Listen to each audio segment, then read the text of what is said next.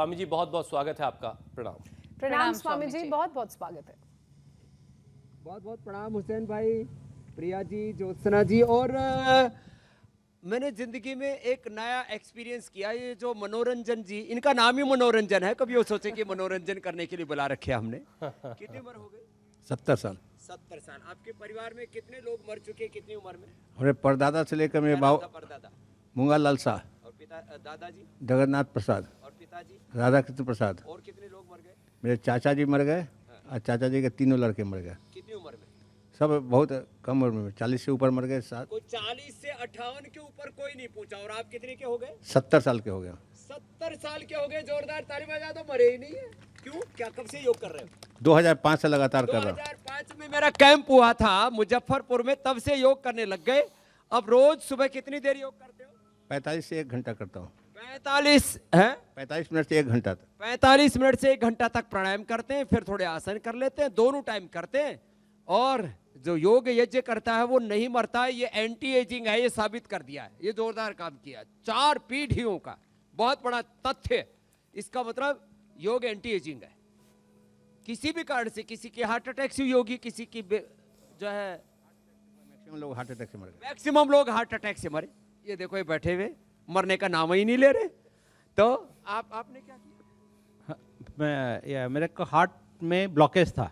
तो हार्ट का ब्लॉकेज जो है योगा, प्राणायाम और आयुर्वेद से हार्ट का ब्लॉकेज को ठीक किया। निकाल दिया? एकदम पूरा निकल गया। राजेंद्र, कहाँ से आए? बेंगलोर से। पढ़े लिखे लग रहे हो आप तो। पढ़े लिखे हैं। ये जो है, लोग सोचते हैं कि अनपढ़ लोग ऐसे बोल देते, पढ़े लिखे हैं। बेंगलोर ITCT से सबसे वहां से आए हुए। अब बीपी भी नॉर्मल है? बीपी नॉर्मल है, हार्ट भी नॉर्मल है। ये जो सब बैठे हैं, करो अनुलोम विलोम। इसको जेनेटिक बीपी था, इसने भी ठीक कर लिया। बाकी नॉर्मल बीपी, शुगर, थायराइड। क्या नाम है आपका? रमा शर्मा, भीलवाड़ा राजस्थान से आई हूँ मैं। इसको जेनेटिक था, इसने ठीक किया। और इसने तो वजन कितना कम किया? 20 किलो कम किया बाबा जी। 20 किलो? हाँ मोटी थी? हाँ, बहुत मोटी पूरी थी। सा भर रखा। और मेरे बारिश में इतने सूजन आते थे पैरों में, चल नहीं पाती थी। बसंती। लो, बसंती के जीवन में बसंत आ गया। जोरदार ताली बजा दो भाई। हा? अब ये है योग की महिमा। इधर ये शिरोधारा चल रही है, ये भी बड़ा जोरदार काम है।